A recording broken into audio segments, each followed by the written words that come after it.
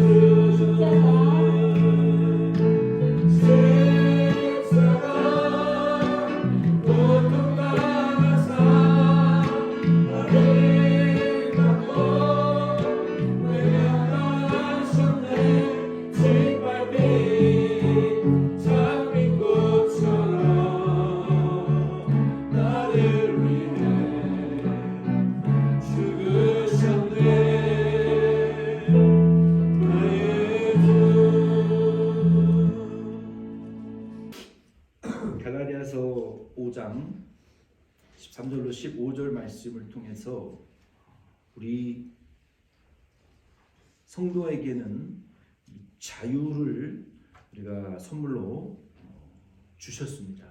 그래서 우리는 자유인으로 부르심을 받은 자들인데 이 자유는 더 크고 영원한 것을 위해서 사용해야 된다라고 말씀하고 있어요. 그래서 더 크고 영원한 것을 위해서 사용해야 할 우리의 자유라는 제목으로 말씀을 나누기로 합니다. 갈라디아서 5장 13절 말씀에 먼저 보면은 형제들아 너희가 자유를 위하여 부르심을 입었으나 그러나 그 자유로 육체의 기회를 삼지 말고 오직 사랑으로 서로 종노릇 하라. 아멘. 우리는 전에 마귀의 노예였어요. 죄의 노예였고 지옥의 노예들이었어요.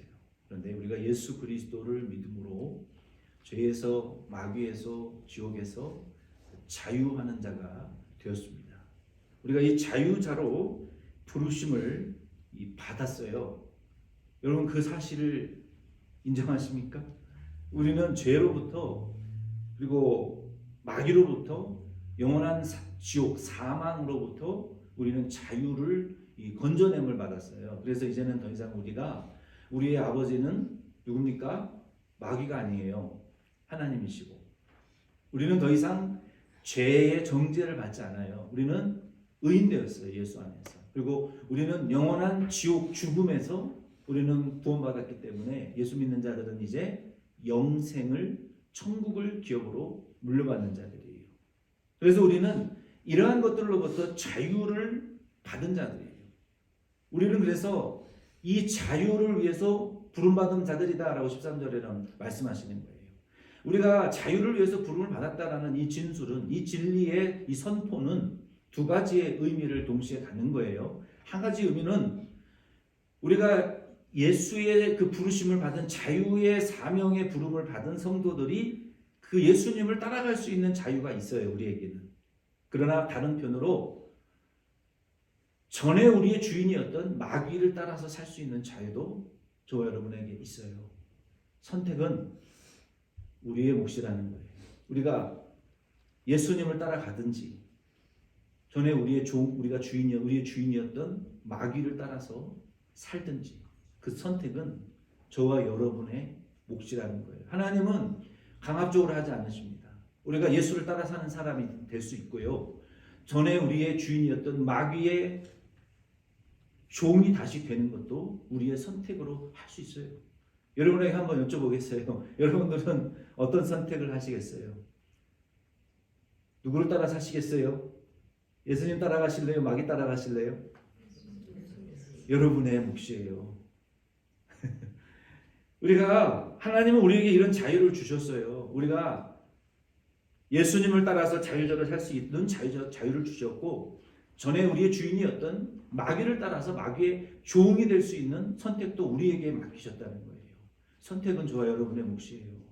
우리의 인생이라는 이 긴 시간을 통해서 우리의 인생을 예수를 위해서 쓰느냐 마귀를 위해서 쓰느냐 우리의 선택이라는 거예요. 그러나 반드시 우리가 알아야 될 것은요. 우리의 선택에는 결과가 있다라는 것을 우리가 아셔야 돼요. 성경은 그렇게 말하고 있어요. 우리가 자유자로 마귀와 죄와 죽음에서 영원한 죽음에서 자유하는 자로 우리를 부르셨어요. 이게 우리의 성도의 사명인데 우리가 예수를 선택해서 예수를 위해서 우리의 인생을 쓸 수 있어요. 그 결과는 뭡니까? 영생인 것이죠. 그러나 자유자로 선택을 받고 부름을 받았음에도 불구하고 우리의 인생이라는 긴 시간을 마귀를 위해서 사용하는 자들은 구원 받을지 구원 못 받았을지 아니면 근본적으로 구원 못 받았는데 교회도 나오고 구원 못 받았는데 직분도 받고 구원 못 받았는데 신앙생활도 했을 수도 있어요. 구원이 취소되지는 않으니까. 그 선택의 결과가 반드시 있다라는 거예요. 저는 오늘 이 짧은 시간을 통해서 우리는 다 자유를 위해서 부름을 받은 성도라는 이 말씀을 제목을 가지고 우리가 그 자유를 어디에 쓰는 것이 옳은가 그 내용을 간단히 은혜를 함께 나누려고 합니다. 13절 후반절부터 15절 말씀해 보면은요, 우리가 선택할 수 있는 세 가지의 옵션이 기록이 되어 있어요. 우리의 자유라는 이 자유자로 우리를 부르신 이 부르심에 우리는 세 가지의 선택을 할 수 있어요. 여러분 어떤 걸 선택하실지 결정하시기를 바랍니다. 첫째로 13절 후반절 말씀해 보면은 그러나 그 자유로 육체의 기회를 삼지 말고, 그 자유로 육체의 기회를 삼지 말고 라고 말씀하셨어요. 이 거미가 예배 드리는데 내 시선에 다 걸려 있어. 거미도 말씀을 듣고 싶은가 봐요. 하나님의 말씀 들으러 내려왔어. 천천히. 우리가 이 자유를 가지고요, 다시 육체의 기회를 이루는 일을 위해서 시간을 사용할 수 있는 선택을 할 수 있어요. 그러나 이 첫 번째 선택은요, 성도에게 최악의 선택이에요. 왜 최악의 선택인 줄 아세요? 우리에게 자유라는 은혜의 선물을 주신 내 주님, 성경에서는 이 주님을 성도의 신랑이라고 비유하고 있어요. 그런데 만약에 우리가 예수님의 신부가, 거룩한 신부가 되었음에도 불구하고 우리의 남편이신 예수님을 버리고 세상이라는 또 다른 남편으로 우리가 돌아서게 되면 그거는 지조가 없는 여자죠. 호세아 선지자에게 하나님께서 거룩하고 순결한 호세아 선지자에게 더러운 창기를 아내로 데려와라. 노예시장에서 그 여자의 몸값을 다 지불하고 그 부정한 여자를 아내로 맞이하고 자녀를 낳으라는 거예요. 이런 모욕적인 명령이 어디 있습니까? 그럼에도 불구하고 하나님께서는 그 여자를 아내로 맞이라는 거예요. 호세아는 순종했죠. 그런데 얼마 지나지 않아서 그 고멜이라는 여자가 또다시 남편을 버리고 다른 남자에게로 갔어요. 또 음란의 노예가 되어서 음란한 일을 많이 했어요. 하나님이 가서 또 데려오라는 거예요. 또 돈을 주고 또 노예값을 주고 또 데려왔어요. 사랑해 주었어요. 조건 없이. 또 다른 남자에게 갔어요. 죄를 짓고 떠났단 말이에요. 세상으로. 우리가 죄로부터 구원을 받은 자유자가 된 성도가 되었음에도 불구하고 만약에 예수를 따라 살지 아니하고 여전히 고멜과 같이 세상의 죄를, 마귀를 우리의 주인으로 따라 사는 성도는요, 예수 믿어도 평생에 예수를 모욕하는 성도가 되는 거예요. 하나님의 나라에서 부끄러운 성도가 될 수밖에 없는 거예요. 만약에 저와 여러분들이 구원받은 자유자가 되었음에도 불구하고 여전히 죄와 마귀의 노예의 삶을 살아가신다면 여전히 예수를 모욕하고 있는 성도라는 거예요. 저는 저희 중에 어느 성도님도 그와 같이 예수를 모욕하는 성도님들이 있지 않기를 저는 바라요. 이게 최악의 선택이라는 거예요, 성도에게. 두 번째는요, 13절 후반절에 오직 사랑으로 서로 종노릇하라. 온 율법은 내 이웃 사랑하기를 내 자신같이 하라 하신 말씀에서 이루어졌나니. 두 번째 옵션은 우리가 우리에게 주신, 그리스도인들에게 주신, 성도에게 주신 이 자유라는 인생의 시간을 서로 사랑하고 오직 서로 종노릇하는 데에 우리의 인생의 시간을 사용하게 되어지게 되면 어떻게 되느냐? 성경의 가장 큰 계명을 성취하는 결과를 가져오게 된다는 거예요. 레위기 19장 18절 말씀에 성경에서 가장 큰 계명이 여러분 뭡니까? 한 단어로 말하면 뭐죠? 다 같이 두 단어인데 뭐예요? 성경의 가장 큰 계명을 한 단어로 말하면 뭐예요? 두 단어. 다 같이 시작. 사랑. 그래요. 잘 배우셨어요. 레위기 19장 18절에 보면은 하나님과 내 이웃을 사랑하라는 말씀을 순종하는 자는 성경 전체를 순종한 자다.